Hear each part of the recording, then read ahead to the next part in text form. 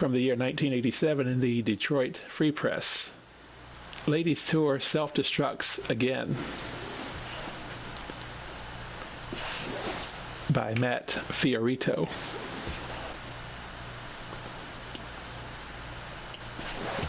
Somewhere down in the depths of women's professional bowling, there has to be a mad scientist cackling to himself. Once more, his fiendish plan has worked. He's the guy who helps build a new women's tour every 5 years or so. And when it's done, it's bright, shiny, beautiful, and full of promise. But the mad scientist adds one final touch, a self-destruct button. And then he paints a little sign above the button that says, "Do not touch."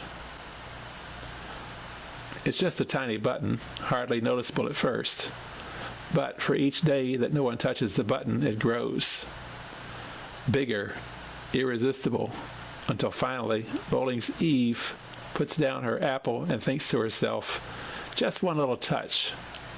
Kerblam, as they say in the comics, another women's pro bowling tour blown to bits.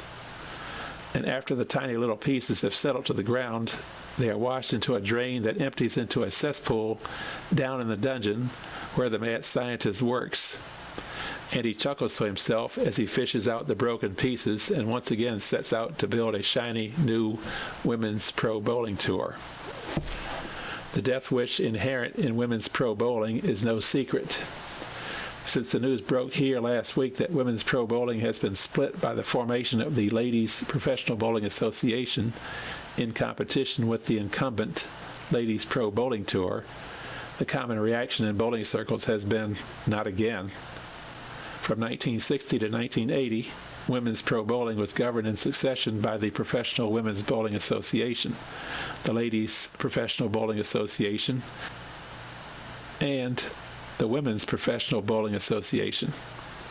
The LPBT was formed in 1981 with the help of some of the same rebels who are behind the new group, which has purchased the rights from its demised predecessor to be called the LPBA.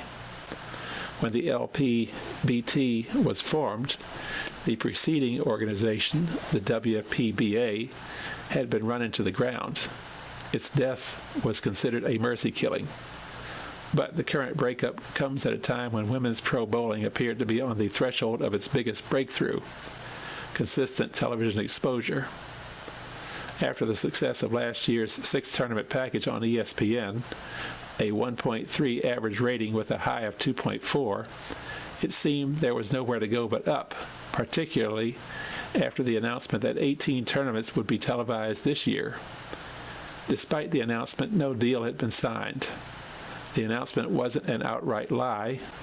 The LPBT could have had 18 tournaments on ESPN this year if it had been willing to accept a 9:30 a.m. Saturday time slot for the Winter Tour. There is no way we could accept that time slot, said LPBT president and co-founder John Falzone, a Rockford, Illinois bowling proprietor. It would have done serious damage to the ratings we established last fall, and there's no way we could put our sponsors, Dewey Stevens, a wine cooler, up against children's cartoons. Falzone was right, particularly since ESPN isn't paying a penny to televise bowling. The LPBT instead has to pay ESPN. It buys the airtime from the cable network, puts together its own production, and then sells advertising. And there isn't much sales appeal for a program that airs at 9:30 a.m. That's 6:30 a.m. on the West Coast, Falzone noted. Who's going to be watching? So the LPBT canceled plans for its winter tour, only to have the new group step in to fill the 3 openings in Florida and pick up 5 summer stops that normally would have gone to the LPBT.